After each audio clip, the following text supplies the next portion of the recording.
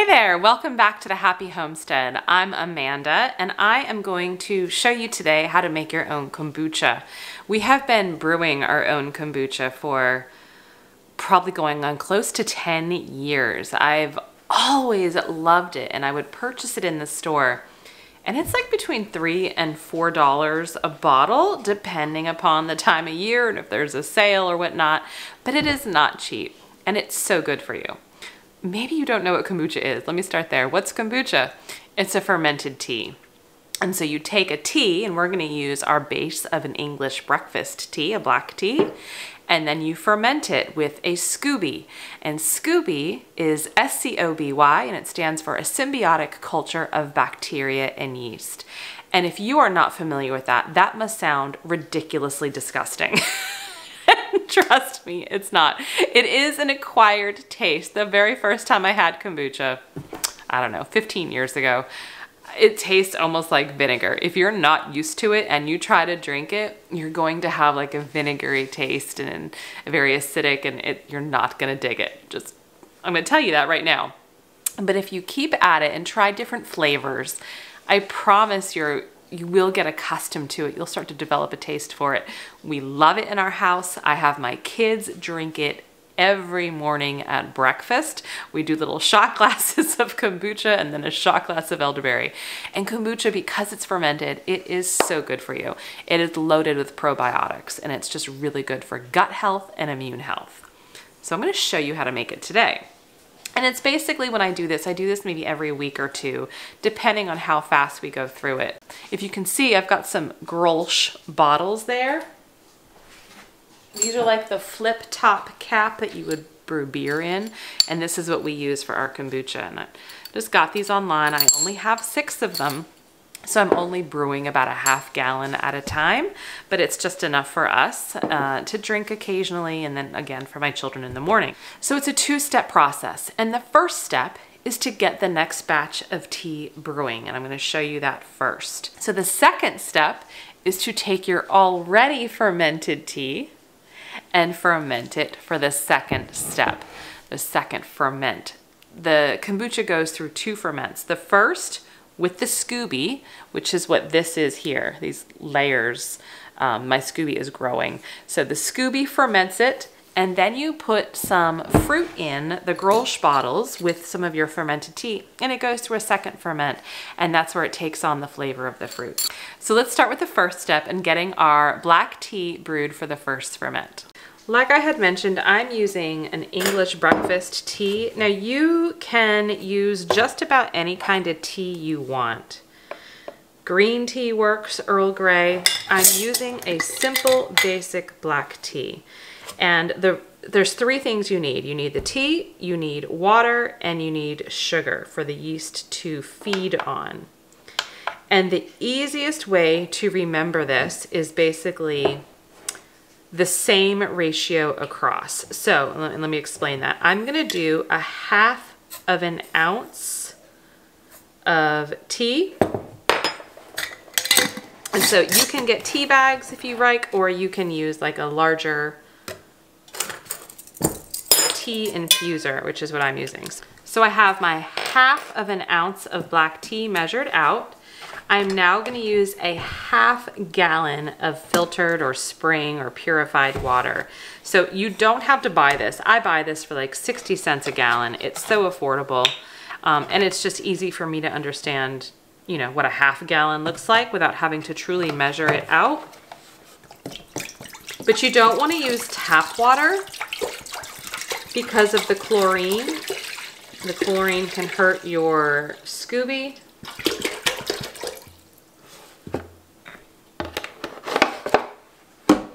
And then I am going to do a 1/2 cup of sugar.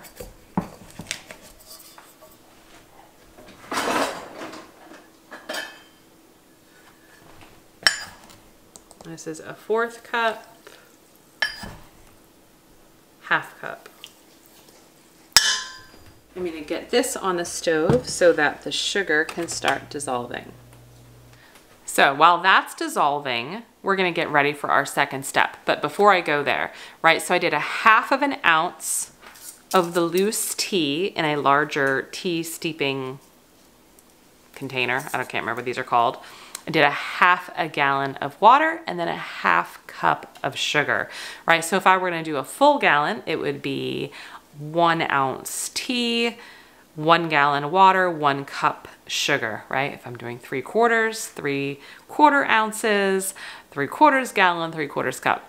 That's the easiest way I have found to kind of keep their measurements in check and a good ratio without having to get a bunch of measuring tools out. So I'm gonna let the water come, not to a complete boil, but to like a simmer, just enough until I see the sugar really dissolved, and then I'll put this in.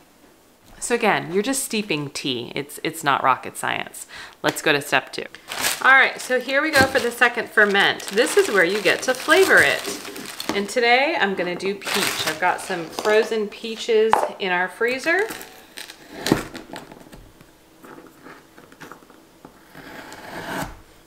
All I do, this is not like a scientific or hard method. So please understand that what I'm doing has worked for us for many years, and you do not need to get bogged down with making this complicated. As far as flavoring, we just use whatever we have in the house. So I will do apple, I'll do ginger in the summer, you know, strawberry, pineapple. But you can use frozen fruits too. It doesn't all have to be fresh. And so all I'm gonna do is shove some of these frozen peach slices in here. I'll probably do between 4 and 5 pieces in each. We have found that there are certain flavors we like better than others, and peach is one of those that is just delicious.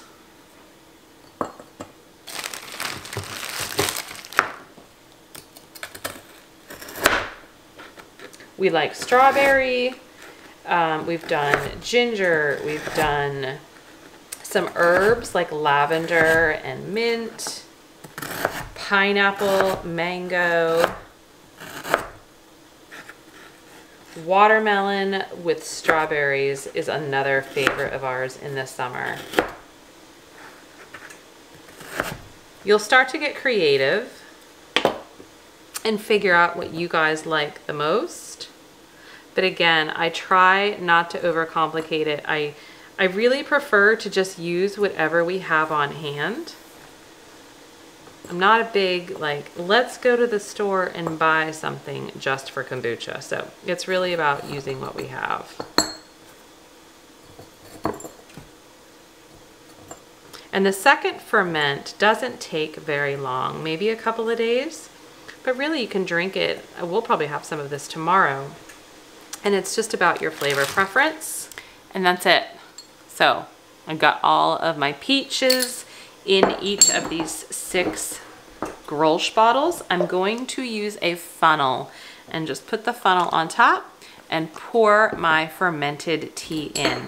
So the first ferment, which is this, this is the first ferment. This takes anywhere from 1 to 2 weeks, and that's just the cadence that we make this, right? I don't need to make it any sooner. If I wanted to make it sooner, I'm sure it would be ready. There's no science that you need to follow with how long it has to ferment. It's all about your taste profile and what you're looking for. The longer it ferments, the more probiotics are in it, but also the stronger tasting it's going to be. And then the second ferment, again, a couple of days, not long at all. But once it's at a couple of days and you open one and you like them, it doesn't mean you need to put the rest of your bottles in the refrigerator. I actually store them on the counter all the time. I leave them fermenting all of the time. And again, over that 1 to 2 week period, we just drink it. I never even worry about putting it in the refrigerator. Now I may have to burp them from time to time, which basically means, you know, open them up, and I'll do that in the sink, and I'll do it with a plastic bag over it so nothing explodes. So I do burp them from time to time over that 1 to 2 week period. Now when I'm doing this, I am only pouring right to where the neck starts. So I don't know if you can see that, but the liquid line is right here. I try to stay below where the neck starts to get skinny, so that helps eliminate a lot of the explosions.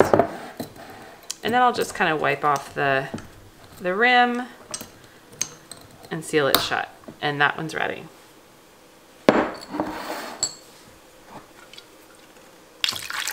Oops.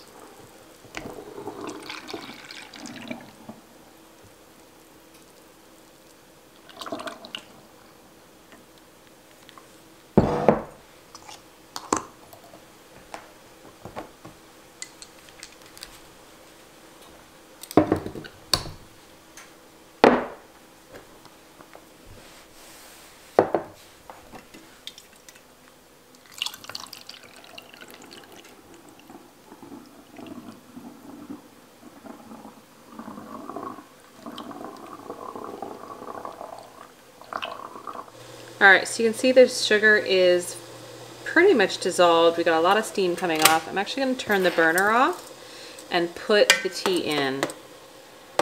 I just swirl it around to kind of help mix up the sugar and the water a little bit better. But I'm going to let this steep for probably about 10 minutes. So all of our Grosh bottles are full.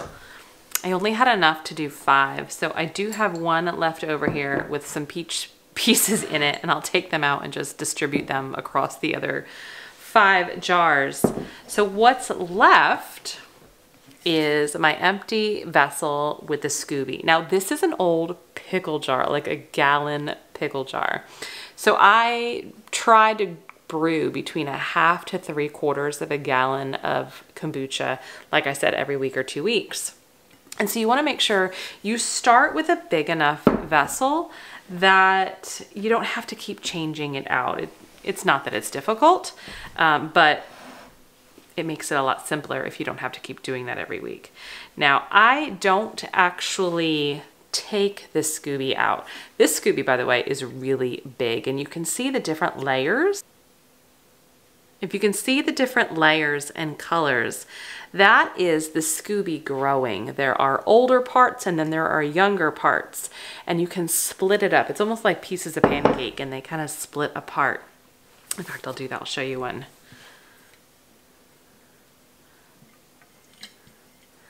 You see that?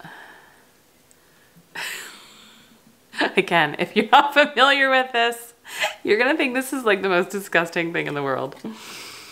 It's kind of fun to play with on that primal, immature level. But I am going to just cover this back up. So you want to make sure your Scooby can breathe. It's really just like any other fermented product, right? Sourdough starter, sauerkraut, fermented pickles, kimchi. It doesn't matter. Every fermented product needs to breathe. And so I just take a piece of scrap fabric and a rubber band, and I keep it over the lid that way, right? I just put it on. I do that so I can see it sometimes better. I'm just gonna leave this on until that tea is done steeping and it's cooled down considerably. If I were to put that hot tea in here right now so that the Scooby can start fermenting that tea, it would actually probably kill my Scooby because it's so hot, and I don't wanna do that. This Scooby is very old and very mature, and I'm just not ready to part with it in that way. So my Grolsch bottles are just gonna go over on the counter and sit until we're ready to open them and use them. And again, I'll probably open some tomorrow. And then the tea, once it's cooled off, I'll pour it in here. So where do you get a Scooby? Well, good question. And I have an answer for you. 2, actually. You can buy them online. You can buy dehydrated or dried Scoobies online, and I'll link some reputable sources down below. I actually think Azure Standard sells a Scooby also, so that's where I would go first if I needed one. The other thing I would recommend is talk with people in your community, in your family, friends, maybe someone you know brews kombucha, and you can borrow some Scooby or have some of theirs. So like I said, the Scooby grows. So they can easily peel off a layer or 2 of their Scooby at some point in time to give to you, to give you a really good head start. That's how I got mine. I actually got it from someone here in my community. I don't even really know her. I just put a post out like on a social media site and she's like, I'm happy to share. And so she did. And I've shared mine multiple times since then as well. It's the gift that keeps giving. So I'll come back, I'm gonna put these away and I'll come back once the tea is cooled and we'll pour it in here for the next step.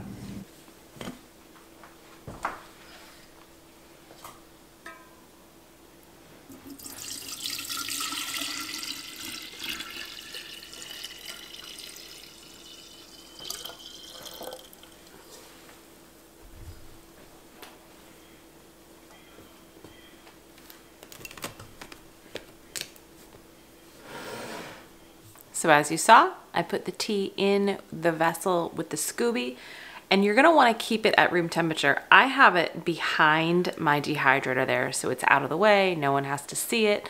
I know it's there. But the whole point of fermentation, right, is to keep it at that room temperature. That's where it does best. So it's not something that you want to refrigerate. You wanna keep your Scooby at a decent, stable room temp for that first ferment. And again, the second ferment, there's my Grosch bottles. They are gonna stay at room temperature. Again, I can put them in the fridge after the second ferment, but you don't have to. So it's been a couple of days since we made our peach kombucha. Wanted to open a bottle, pour some out, and share it. So sometimes when you open the Grosch bottles, I just would recommend that you be careful with any type of carbonation because you do have the possibility of the contents coming out under pressure. Now, I'm not worried about that today because it's only been a couple of days. Yeah, that one didn't have any pressure. I'm just gonna open another one to see. A little bit, did you hear that? So every now and then, it's called burping. I would say every 3 to 4 days, I'll burp my bottles, which just basically means open them, let out the gas, and then close them back up. And so when you're pouring it out, sometimes the fruit piece will come out with it. It didn't actually happen this time. And that's okay. You may be grossed out by it. Your family may be grossed out by it. I promise you it's okay. It's just a piece of your own fruit that has been brewing in the tea, the fermented tea. So first step, if you're not familiar with kombucha, go buy a bottle. Go buy a bottle in the store. I have to say the watermelon strawberry flavor from GT's kombucha is our absolute favorite. And we try to model or mimic that flavor here at home during the summer.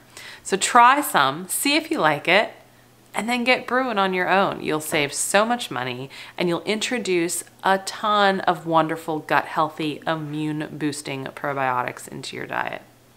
Cheers, stay healthy, stay well. See you next time.